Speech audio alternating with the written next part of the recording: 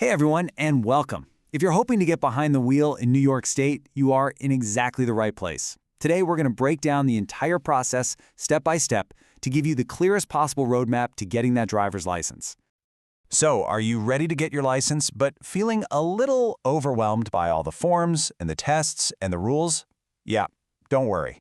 We're going to cut right through all that confusion and map out every single step, from your first trip to the DMV to that awesome moment you pass your final road test. Let's dive in. Okay, first things first. Before you do anything else, you gotta know what you're actually applying for. For a typical new driver, there are a couple of key options, so let's figure out which one is for you. This part's pretty straightforward. If you're 18 or older, or if you're 17 and you've got a driver's ed certificate, you're going for the standard Class D operator license. If you're 16, you'll be starting out with a Class DJ, which is a junior operator license, and that one comes with some really important restrictions we're going to talk about in just a bit. Here's another choice you'll have to make at the DMV. You've probably heard about the Real ID. Starting May 7th, 2025, you're going to need one to fly within the U.S. Now, the enhanced license does everything a Real ID does, plus you can use it instead of a passport to drive or take a boat to Canada, Mexico, and some spots in the Caribbean. The bottom line, just think ahead a little about your future travel plans. All right, you've picked your license type. Now comes the part that sounds a little intimidating, proving you are who you say you are. The New York DMV has this point system, but trust me, we're going to make it super simple. Yep, 6. That's the magic number. The whole game is about mixing and matching different documents, and each one has a point value. Your one and only goal is to get to a total of 6 points. So, let's look at how you can do it. The fastest way to get there is with one of these heavy hitters.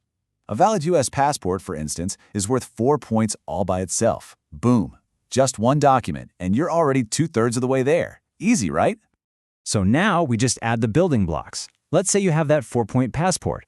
All you need now is a 2-pointer, like your social security card, and bam, you're done. You've hit 6 points. Or maybe you've got a U.S. college ID with a transcript. That's a solid 2 points right there.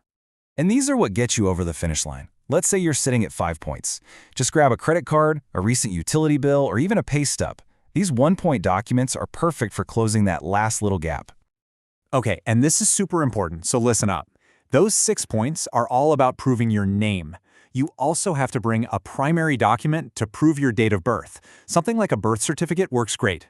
But here's a pro tip. A passport can actually do double duty, serving as both proof of age and as your main 4-point document.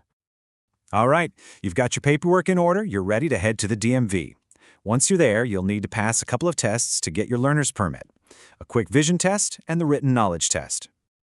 So, here's the deal. For your vision, you've got to have at least 20/40, with or without glasses.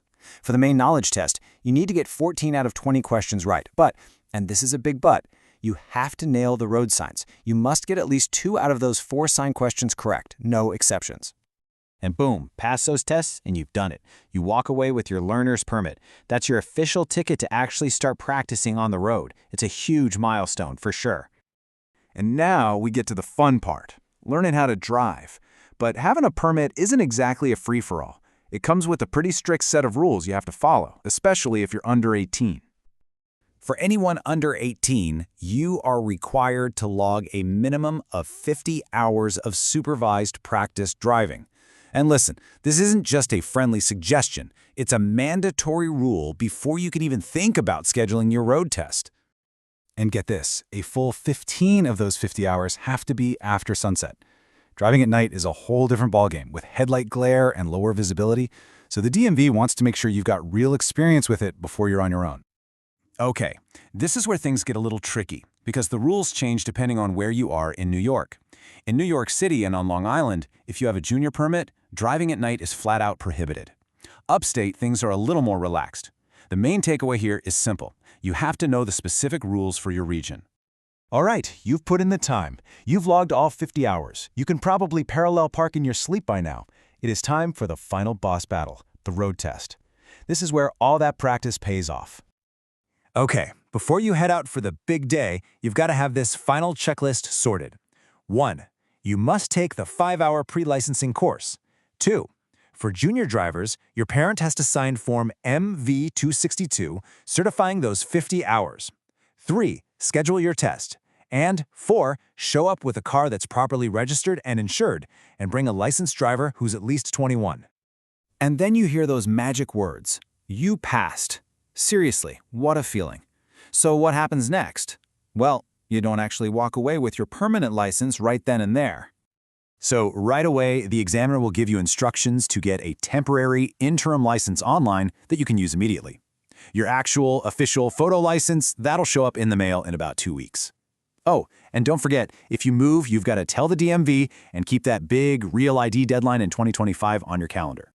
You know, getting your license is such a rite of passage. It's this key that unlocks a whole new level of freedom and independence. But it's so important to remember that it's more than just a piece of plastic. It's a promise, a commitment you make to keep yourself, your friends, and everyone else on the road safe. So I'll leave you with this final thought. Passing the test is just the beginning. The real test, the real challenge, comes every single day you get behind that wheel. Thanks for joining me for this breakdown. Drive safe out there.